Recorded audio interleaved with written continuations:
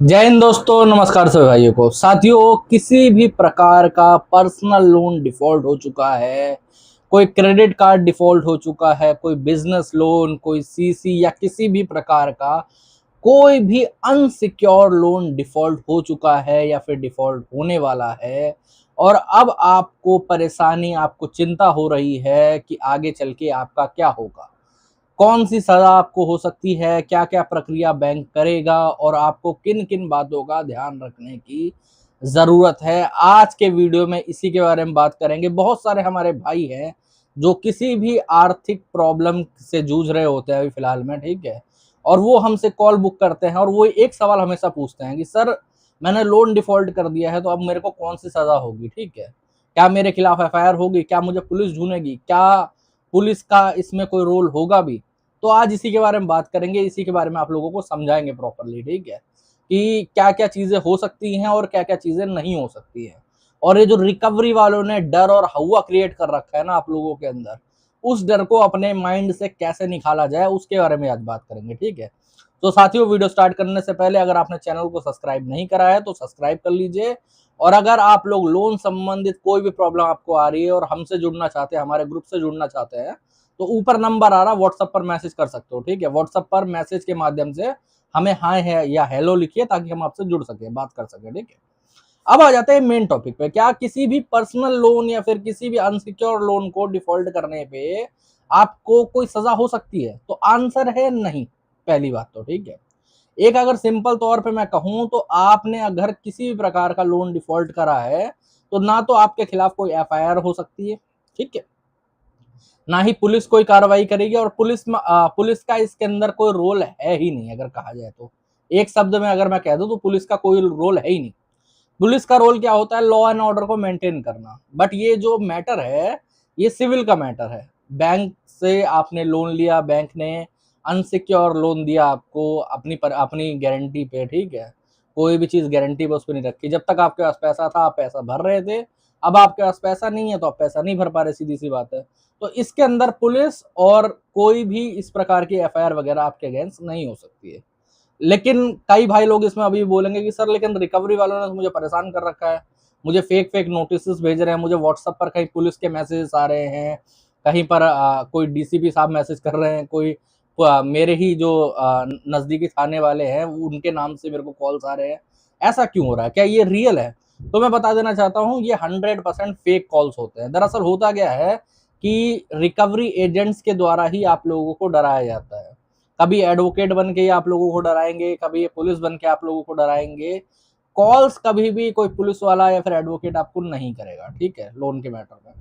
हाँ, वो नोटिस भेज सकते हैं। जो जो भी बैंक के पैनल के एडवोकेट है वो आपको नोटिस, लिखित में नोटिस भेजेंगे, सीधी सी बात है, और आप उसका लिखित में जवाब दे दो, बात खत्म हो गई। कोई आपको कॉल नहीं है, कॉल पे बहस करने की आप लोगों को जरूरत नहीं है। आपको फेक फेक नोटिस भी भेजे जाएंगे। ऐसा होता है कि फेक एफआईआर की कॉपी भेजी जा रही है, एक स्टैम्प पेपर बना के भेज दिया कि आपके खिलाफ इस थाने में एफआईआर हो गई है, आपने बैंक का पैसा नहीं भरा है, ये फलाना ढिमकाना। ये क्यों करा जाता है? ये दरअसल आपको डराने के लिए, आपको माइंड जो है ना उस पर प्रेशर क्रिएट करने के लिए, आपको मानसिक ताड़ना देने के लिए, ठीक है, ये सब करा जाता है। और कई सारे लोग मानसिक ताड़ना का शिकार होते भी है, इसके चक्कर में बहुत सारे लोग परेशान भी होते हैं। तो मैं बता देना चाहता हूँ, हमारे जो जितने भी सब्सक्राइबर है, मैं उनको एक ही सलाह देता हूँ कि आप अपना मन का डर हटा दीजिए, ठीक है।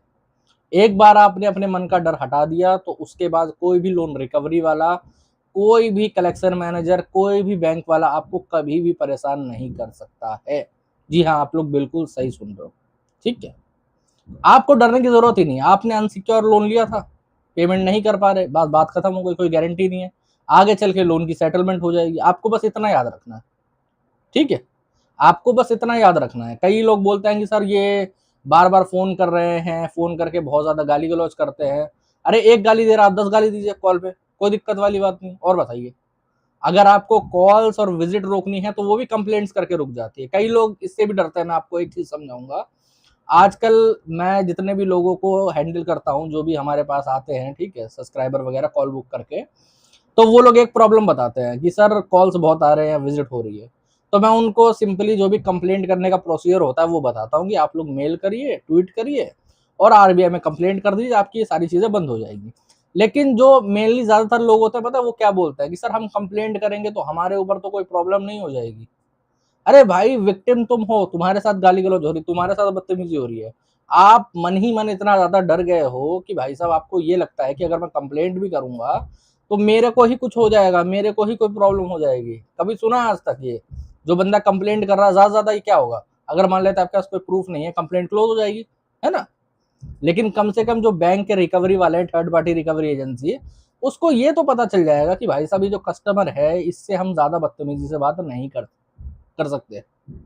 मैं आप लोगों को बता देना चाहता हूं, जिस भी कस्टमर का कॉल मैं उठाता हूं और उसके बिहाफ पे मैं रिकवरी वालों से बात करता हूं, और अगर मुझे एक गाली पड़ती है तो मैं 10 गाली यहां से देता हूं ना, और फिर उसके बाद मैं उस रिकवरी वाले को 10 बार भी फोन करूं, एक बार फोन नहीं उठाता। क्यों नहीं उठाता? क्योंकि उसे पता चल जाता है कि ये जो कस्टमर है इससे बहस करना फायदे की बात नहीं है, इस पे बहस करके कुछ नहीं होगा। इसको एक गाली देंगे तो 10 गाली बैक पे देगा और कुछ नहीं होगा, उनका ही टाइम खराब होगा। कस्टमर क्या, कस्टमर तो फ्री बैठा हुआ है, कस्टमर तो दिन में 10 बार कॉल अटेंड करके 10 बार गाली दे देगा। उनका तो काम है ना, उनको तो टारगेट क्लोज करना है। एट द एंड क्या होगा, शाम के टाइम पे जो इनका टीएल होगा या मैनेजर होगा वो इनको डंडा करेगा कि भाई पैसे क्यों नहीं आए या फिर क्यों नहीं अभी तक रिकवरी हुई, है ना। कस्टमर क्या है, कस्टमर अपने मौज में गाली दे रहा, कोई दिक्कत नहीं। मैं आपको यहाँ तक बताता हूँ, कई लोग इससे जूझते हैं ना कि सर लड़कियां फोन करती हैं तो लड़कियों को हम गाली कैसे दे दें, वो हमारे खिलाफ कंप्लेंट कर देंगी। मैं आपको बता देना चाहता हूँ, लड़की हो या लड़का हो, आप प्रॉपरली ट्रीटमेंट इनको दो ताकि आपको कोई प्रॉब्लम ना फेस करनी पड़े, समझ रहे हो। और जैसे कई हमारे सब्सक्राइबर हैं वो तो ये करते हैं, जैसे लड़कियों की कॉल वगैरह आती है ना तो उन पर मजे लेना स्टार्ट कर देते हैं कि हाँ आप पैसे ले जाओ आके घर पे, डेट पे आ जाता है ये वाला उनका ना, तो वो लड़कियां खुद ही फोन काट देती है। इतना बहस वाली बात नहीं है, ठीक है। तो डर को इसी तरीके से निकाला जाता है, डर को थोड़ा थोड़ा कॉल हैंडल करके, कंप्लेंट करके, ट्रीटमेंट दे के, अगर एक गाली पड़ रही है तो 10 गाली उनको दे के, ऐसे करके अपने अंदर का डर निकाला जाता है, समझ रहे हो।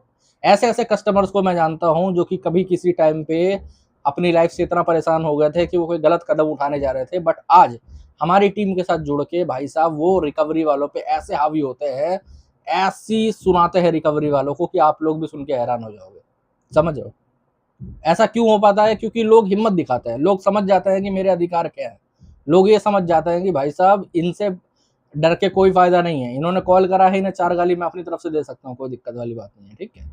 और बाकी अपने लीगल भी तरीके हैं, अगर मान लो आपको इतनी बहस नहीं करनी है, आप कंप्लेंट्स करो। मैंने फिर कहा है कि मेल करो, ट्वीट करो, आरबीआई में कंप्लेंट करो, समझ रहे हो। प्रायर नोटिस उनको भेजो अपने एंड से, कोई नोटिस आपको आ रहे हैं तो उनका आप नोटिस का टाइम टू टाइम रिप्लाई करो, बात खत्म हो गई।